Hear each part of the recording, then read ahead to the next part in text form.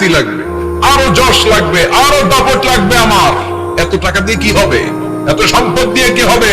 এত ব্যস্ততা দিয়ে কি হবে তোমার? স্টপ, থামুন, অনেক হয়েছে। আমরা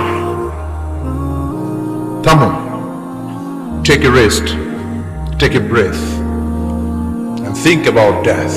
Think that you have to go back to your Lord. একটু বসেন না, একটু ভাবেন যে আমাকে চলে যেতে হবে, চলে যেতে হবে। এই কোলাহল, এই ব্যস্ততা, এগুলো থাকবে, থাকবো না আমি। সাইয়েদনা ওমর ফারুক বলেছেন, মুতু ক্বাবলা আন তামুতু, মরার আগে একবার মরো। হাসিবু ক্বাবলা আন তুহাসাবু আলাইকুম, তোমার হিসাব নেওয়ার আগে তুমি একবার নিজের হিসাবটা করো না। কাগজ বের করে একটু লিখো না কি কি ভালো কাজ করছিলা, যেগুলো দিয়ে নাজাতের ওসিলা হতে পারে। 1 2 3, আর কি কি আকাম কুকাম করছো দেখো না, লিখে দেখো তোমার অবস্থাটা কি। মরার আগে একবার মরো। মরার আগে খাটের মধ্যে শুয়ে শটান করে চোখ বন্ধ করে একবার মরার ভান করে দেখেন কেমন লাগে। চোখটা বন্ধ করেন আর ভাবেন আপনি নাই, কি কি হতে পারে ভাবেন। আপনার ছেলে মেয়েরা কান্না জুড়ে দিবে, আপনার প্রাণের স্ত্রী বিলাপ শুরু করে দিবে, বন্ধু বান্ধবের চিৎকার আর মাতম, স্থানীয় এলাকার মসজিদে ঘোষণা, অমুক এলাকার নিবাসী অমুক ভাই, অমুকের ছেলে অমুক দুনিয়ায় নাই। সব আত্মীয়রা চলে আসবে, ফেসবুকে স্ট্যাটাস দেয়া হবে, সবাই সবাইকে জানাবে বিকাল 4টায় অমুক হাই স্কুল ময়দানে আপনার জানাজা। ছুটে আসবে, সবাই ছুটে আসবে আপনাকে শেষ বিদায় দিতে, গুড বাই জানানোর জন্য, আল ওয়াদা, বিদায় জানাতে আসবে সবাই। 4 তাকবীর দিয়ে আপনার জানাজা হবে, অশ্রুসিক্ত জানাজায় আপনার বিদায় হবে। কাঠের খাটিয়ার মধ্যে করে কাঁধে তুলে আপনার কবরে নেওয়া হবে। আগে থেকে খুঁড়ে রাখা কবরটার মধ্যে আপনারে বিছিয়ে দেয়া হবে।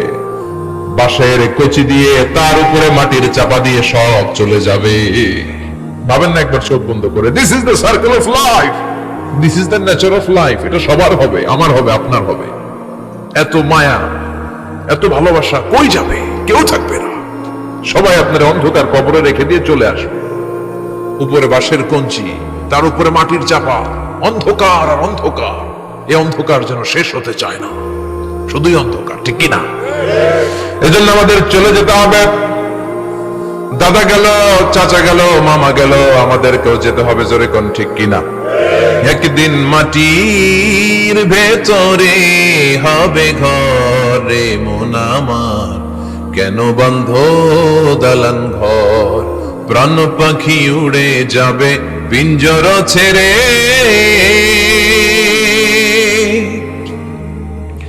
ধরা ধামে সবই রবে, তুমি যাবে চলে। বন্ধু বান্ধব যত, মাতা পিতা যারা সুত, সবই হবে তোমার পরে।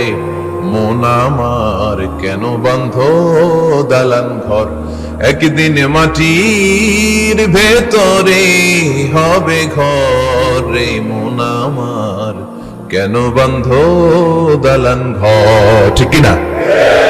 সব করে থাকবে, চলে যেতে হবে আমাদেরকে। এজন্য আখিরাতের কথা যেন আমাদের স্মরণ হয়। বিশ্বনবী বলতেন, নাহাইতুকুম আন জিয়ারাতিল কুবুর, আমি তোমাদেরকে কবর জিয়ারত করতে আগে নিষেধ করতাম, কিন্তু এখন নিষেধাজ্ঞা প্রত্যাহার করে নিলাম। এখন সব সময় তোমরা কবরের সামনে যাবা আর জিয়ারত করবা।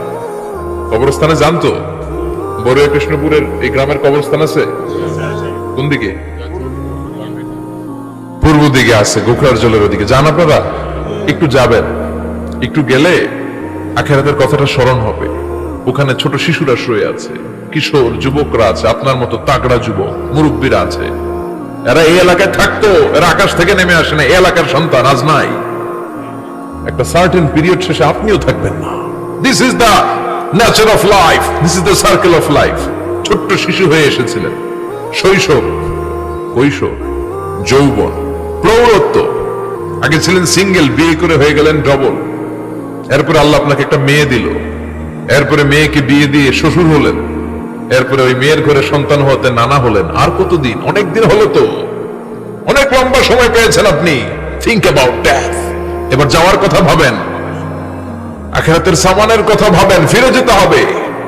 কি শক্তিশালী যুবক, বার্ধক্য চলে আসলে লাঠি ছাড়া চলতে পারে না। কুচকুচে কালো দাড়ি সাদা হয়ে যায়, দাড়ির শুভ্রতা, বয়সের ভার, রং ধরা যৌবন জং ধরে শেষ, ঠিক কিনা? This is the circle of life. যুবক ভাইরা, এটাই জীবন, চলে যেতে হবে, কেউ থাকতে পারবে না, ঠিক কিনা? এটা রিমাইন্ডার আল্লাহ এই সূরার ভিতরে দিয়েছেন যে তোমাদেরকে ফিরে যেতে হবে, এই লোভ লালসা ছেড়ে দাও। রব্বুল আলামিন বলেন, আলহাকুমুত তাকাসুর হাত্তা যুরতুমুল মাকাবির। ও গোলাম, দুনিয়ার সম্পদ, লোভ লালসা তোদেরকে পাগল বানিয়ে দিয়েছে। এই লোভ পাগলামি কোনোদিন তোদের থামবে না যতদিন না তোরা কবরে ঢুকবি, ঠিক কিনা? কার কথা? আল্লাহ বললেন, দুনিয়ার সম্পদ আর লোভ আর মোহে তোমরা গাফেল হয়ে গিয়েছো। আখিরাতের কথা বেমালুম তোমরা ভুলে গিয়েছো, কিন্তু আখিরাতে তোমাদের যেতেই হবে, কবরের বাড়িতে তোমাদের ঢুকতেই হবে, ঠিক কিনা? যেতেই হবে, আমরা ভুলে যাই।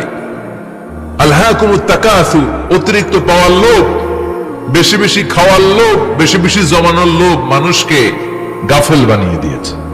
এটা মানুষের স্বভাব, আরো চাই আরো চাই, এই স্বভাবটা আছে না নাই?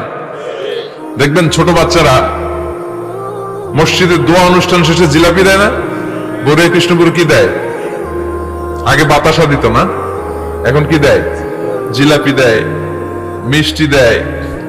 তো মসজিদের 2-3 গেট থেকে যদি দেয়, ছোট বাচ্চারা দেখবেন এদিক দিয়ে কয়েকটা নিয়ে আবার ওই গেটে লাইন ধরে।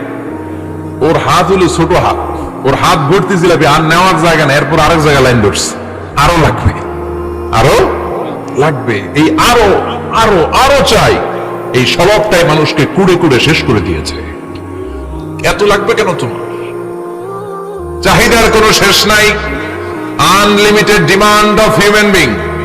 যার আছে বেশি তার চাই বেশি, যার সাইকেল আছে তার হোন্ডা চাই, হোন্ডা আছে তো প্রাইভেট কার চাই, প্রাইভেট কার আছে তো প্লেন চাই, প্লেন আছে তো হেলিকপ্টার চাই, হেলিকপ্টার আছে তো ওইটা চাই, ওইটা আছে তো সেটা চাই, ঠিক কিনা?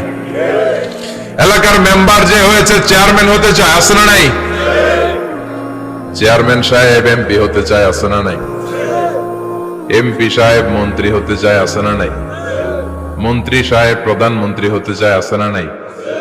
কিন্তু এই দেশে সুযোগ নাই। কথা কন, এই দেশে প্রধানমন্ত্রী সিলেক্টেড, 2-3 জনের বাইরে কেউ প্রধানমন্ত্রী হতে পারবি না, ঠিক কিনা? আমার এই জীবনে তো আমি 2-3 জনই দেখলাম। বেগম খালেদা জিয়া, মাননীয় প্রধানমন্ত্রী শেখ হাসিনার ছোট্টবেলা দেখেছি এরশাদকে, আমরা তখন ছোট।